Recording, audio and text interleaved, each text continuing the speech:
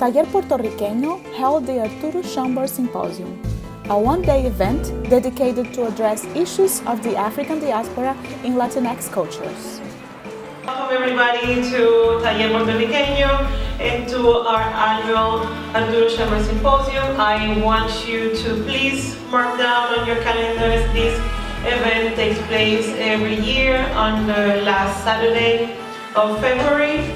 We conceptualize it for it to happen in February to make the point that as Latinos, Latin Americans, we have every reason to celebrate Black History Month as well. Dr. Ebony Loren explains the reason that led to the creation of the symposium.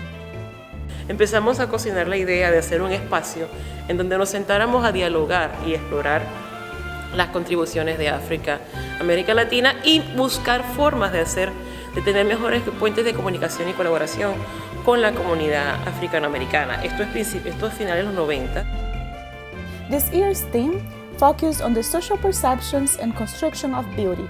Peruvian activist Mónica Carrillo highlights the diversity of Latin American culture. Entonces, yo creo que, si estamos aquí en Estados Unidos pensando en lo afrolatino o pensando en los afrodescendientes que vivimos en Latinoamérica, es importante que recordemos que lo latino no existe en América del Sur. Nosotros nos definimos por nuestras identidades regionales, caribeñas, de la región andina o por el país, y no necesariamente bajo esa concepción unificadora de lo latino.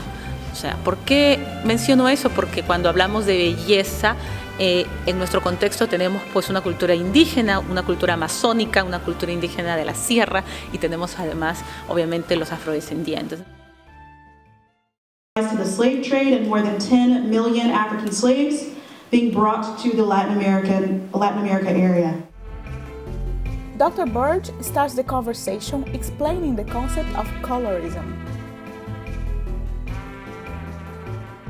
Thinking about hair texture being straight as opposed to curly or kinky, thinking about thin noses and thin lips or not broad lips or broad noses. So that's what we're typically talking about when we're thinking about skin tone differentiation, but also how we assign value to people of different hues, giving those who are lighter skinned and have those more Eurocentric features more primacy than we do individuals who are of darker complexion. Right, when we actually look at the data, we know that lighter skinned, or we find that lighter skinned people are more likely to have higher levels of education, they're more likely to have higher levels of income, rates of marriage, they receive the larger share of acting roles. Darker skinned individuals are sentenced more harshly for committing the same crimes than lighter skinned individuals.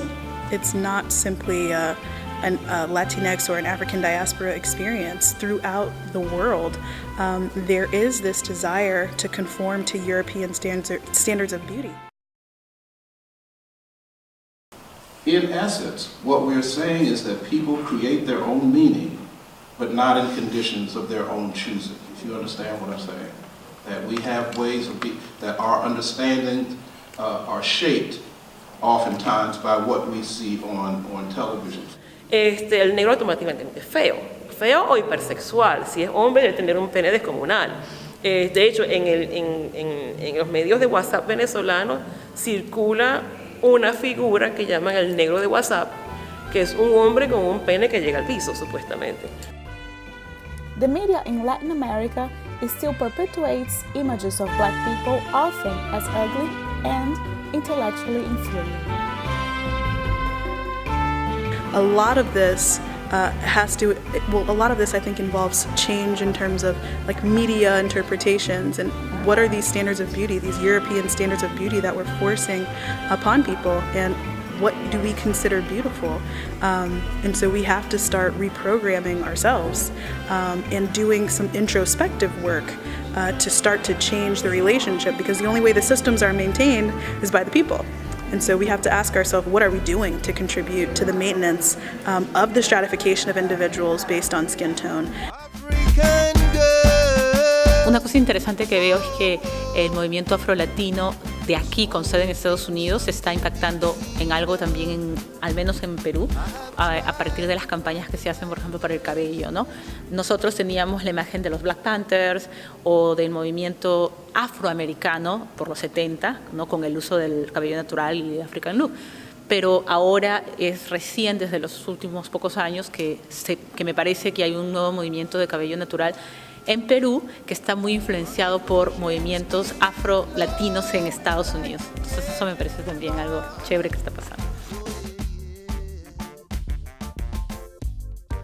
They say